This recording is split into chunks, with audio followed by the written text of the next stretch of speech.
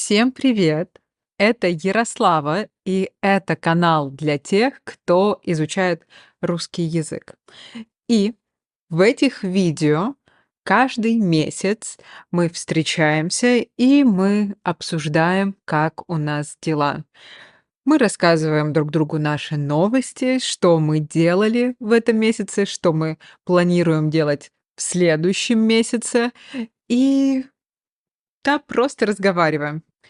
Я сегодня пью чай.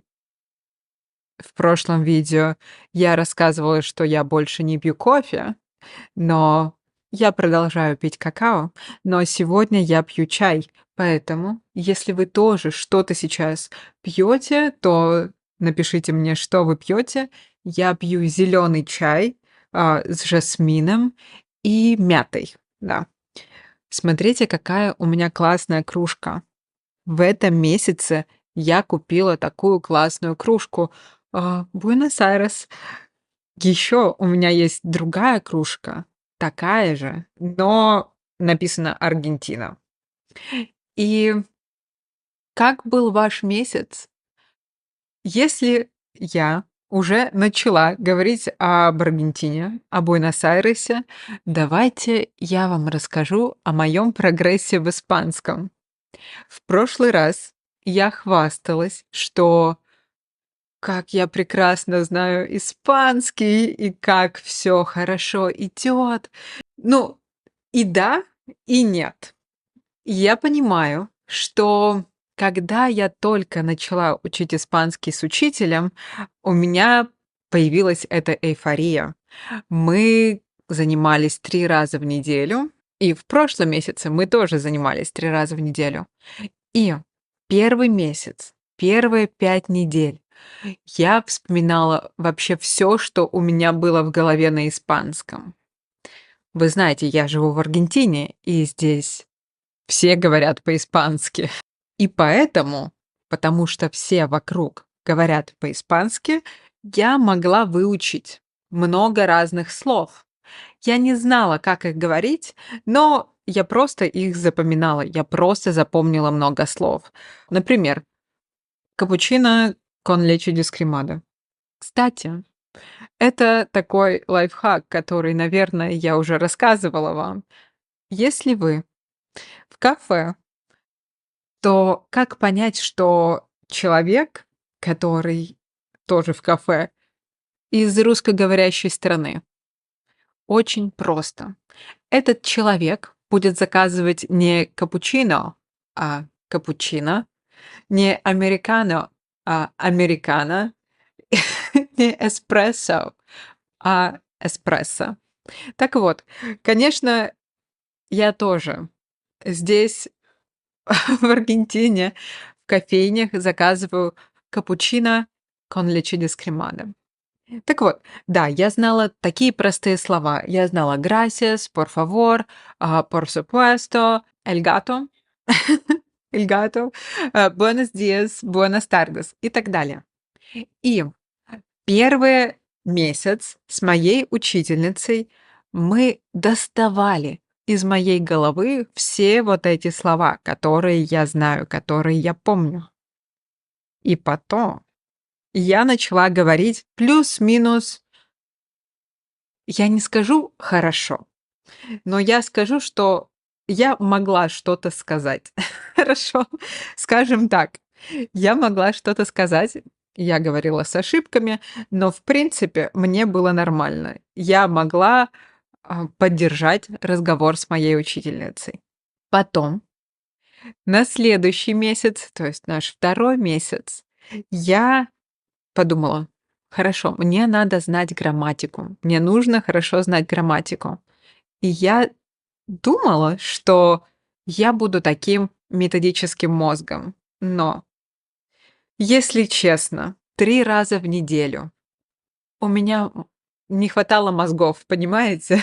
У меня не хватало мозгов, чтобы не просто учиться, но еще организовывать этот процесс. Поэтому, к сожалению, я перестала заниматься с моей этой учительницей. И сейчас я хочу найти, а, другого преподавателя на один раз в неделю, и чтобы этот преподаватель мне мог выстроить программу, потому что, ну, программа в обучении — это всегда хорошо. Да. Ну и, конечно, tres lesiones por semana son muy demasiado. Это слишком? Muy demasiado. Или demasiado. Я не знаю, что я нашла интересного в испанском языке. Было очень интересно, что есть как минимум 3 вещи, которые в испанском и в русском похожи, но похожи очень по-странному. Сейчас объясню. Например, слово "деньги". По-испански "плата". Как я знаю это слово, потому что президент Аргентины Хавьер Милей известен своей фразой "No hay plata". Есть даже песня, есть даже трек. Я оставлю в своем телеграм-канале. Кстати, если вы не подписаны на мой телеграм-канал, пожалуйста, что вас останавливает? Заходите и подписывайтесь на мой канал и ставьте лайк. Все, мы продолжаем теперь. Так вот, плата. По-испански деньги. В русском языке тоже есть слово плата, но слово плата в русском обозначает деньги за какую-то услугу, за какой-то сервис, за какую-то работу. Ну, например, арендная плата. Мгм. Или плата за коммунальные услуги, электричество, вода, плата за услуги, не знаю, парикмахера. Я просто говорю из головы. Так вот, интересно, что в испанском языке плата и в русском языке плата не одно и то же, но очень похоже. Правильно? Или, например, слово выражение. Есть выражение "de nada". Например, вам что-то сделали, и вы говорите "de nada", не за что. Все хорошо, не переживайте, de nada, не за что. И это звучит очень похоже на русский вариант "не надо". Ну, надо — это ничего по-испански, а по-русски надо — это need, когда нужно, надо что-то сделать. И если, например, в Испании, в Аргентине я что-то сделала, и мне сказали "de nada", я тоже могу сказать "нет, не надо, не говорите спасибо, все хорошо, забудьте, расслабьтесь, не надо". Очень похоже. Или слово "чашка" в испанском "таза". Ну, по-русски, конечно, мы не говорим "таза".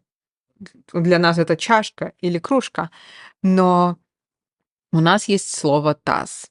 И когда я смотрю на эту кружку, ну, можно сказать, что это таз чая, потому что это просто очень большая кружка. Так вот, испанский для меня — это, ну, и любые другие языки для меня — это источник таких интересных совпадений. Но вы знаете, совпадения не случайны. Поэтому я продолжаю учить испанский, но буду учить его немного по-другому. И расскажу, как изменился мой процесс через месяц в следующем видео. Потом, почему еще я перестала учить испанский так интенсивно? Я уже рассказывала. У меня была идея пойти учиться в Аргентине в школу йоги, чтобы быть преподавателем йоги. Я не хотела быть преподавателем йоги. Для меня это был способ соединить приятное с полезным. Я подумала, буду говорить по-испански много, я буду заниматься спортом, я буду заниматься чем-то активным, и еще мне дадут резиденцию, вид на жительство, потому что сейчас у меня нет, нет ничего. Но потом я подумала, что кажется, что сейчас у меня все хорошо сработает. Тьфу-тьфу, постучали. И я подумала, что это будет просто нелогично, если я буду 15 часов в неделю, я не знаю даже точно сколько, 10-15 часов в неделю заниматься в этой йога-школе, чтобы что? Зачем? Если я могу в это время прекрасно поработать. Поэтому я решила не идти в школу йоги, и я до сих пор остаюсь без вида на жительство в Аргентине. К счастью, в Аргентине всем все равно. Это не так, как, например, в Европе, потому что в Шенгене, я точно знаю, если вы в Европе остаетесь хотя бы на один день дольше, чем у вас есть виза, то все. Вам будет закрыт въезд в страну, вас, не знаю, депортируют. В Аргентине всем все равно. Здесь транкило, поэтому я здесь и нахожусь. Ну, и еще потому, что я жду, когда мне можно будет податься на гражданство. Потому что, знаете, в наше время, я подумала, 2 паспорта — это неплохая идея. Я не знаю ни одного человека в мире, кто бы сказал: "Как жаль, что у меня 2 паспорта". Наоборот, все люди, у кого 2 паспорта, говорят: "Как здорово, что у меня есть 2 паспорта". И поэтому, потому что мне не надо идти в школу йоги, я подумала, я могу учить испанский помедленнее, в свое удовольствие, и не так, чтобы у меня кипела голова. Вы видели, что у меня сейчас выходят новые видео регулярно.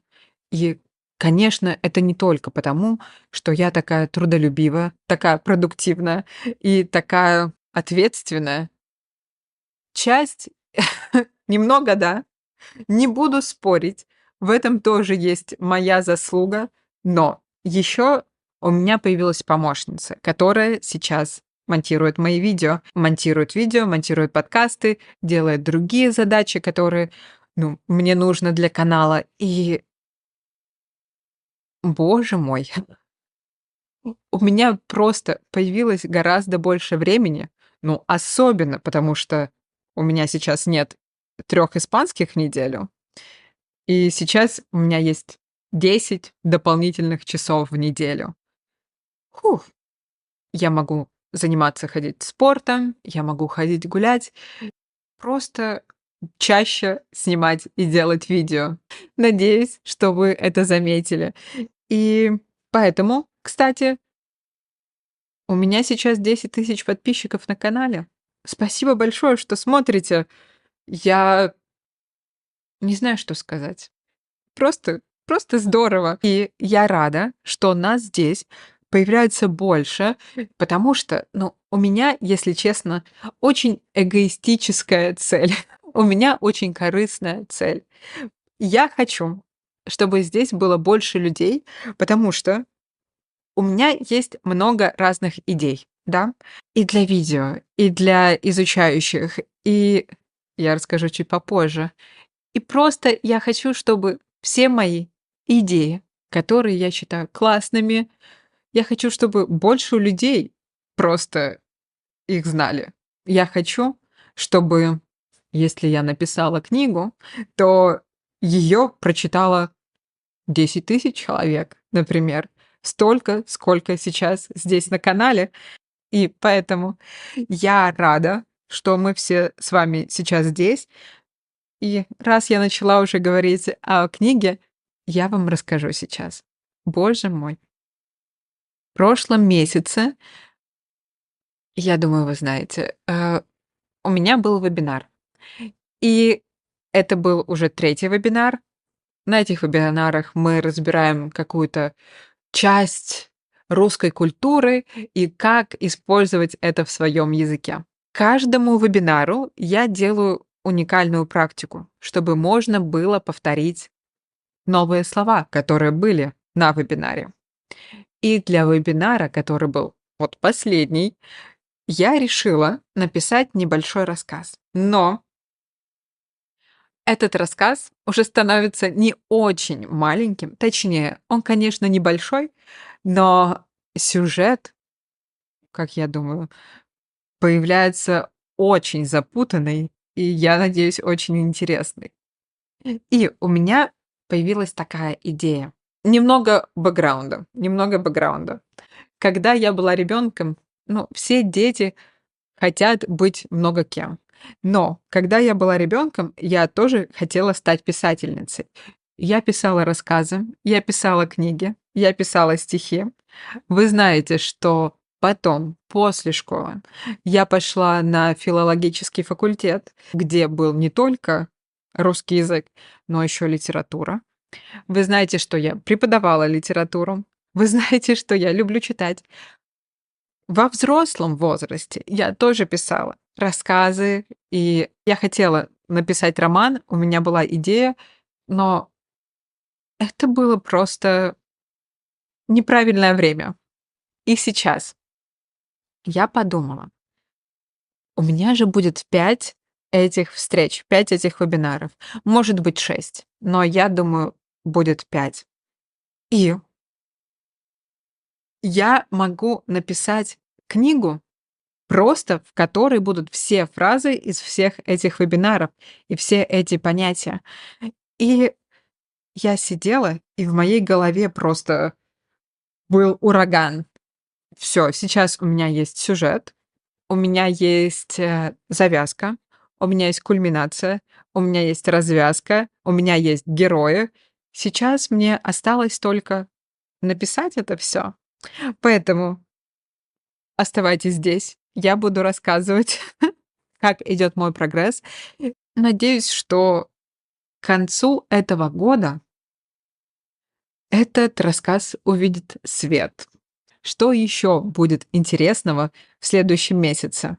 Ну, во-первых, в подписке будут 3 подкаста. Минимум 3 подкаста. Потому что сейчас, вы знаете, у меня есть помощница, которая монтирует это все. И мы досмотрим фильм «Мастер и Маргарита». Может быть, вы знаете такого писателя Булгаков? У него есть знаменитый роман «Мастер и Маргарита». Мы начали смотреть, и в этом месяце закончим. И у меня есть другая идея. Я хочу пересмотреть не весь, но я хочу посмотреть несколько эпизодов одного российского сериала. Этот российский сериал называется «Моя прекрасная няня». Может быть, может быть, вы знаете оригинал. Оригинал — это американский сериал «The Nanny» с Фрэн Дрешер. И когда я была ребенком, я просто обожала сериал с Фрэн Дрешер. Потом в России сняли нашу версию, и для меня это просто время ностальгии. Я чувствую, что я хочу снова поностальгировать, знаете. И поэтому, если вы думали, как вы можете поддержать этот канал, подписка — идеальный вариант. Там в этом месяце, как я уже сказала, будут 3 подкаста. Мы досмотрим фильм, и мы будем смотреть «Мою прекрасную няню» или «Кухню». Не знаю, посмотрим, что я найду с субтитрами. У нас, кажется, закончилась зима. На улице очень светло, прекрасная погода, и на следующей неделе будет плюс 25 градусов. Надеюсь, что у вас тоже все отлично. Напишите мне, как ваши дела, и до скорой встречи в новых видео, которые будут выходить очень регулярно. Все, всем пока и ваше здоровье!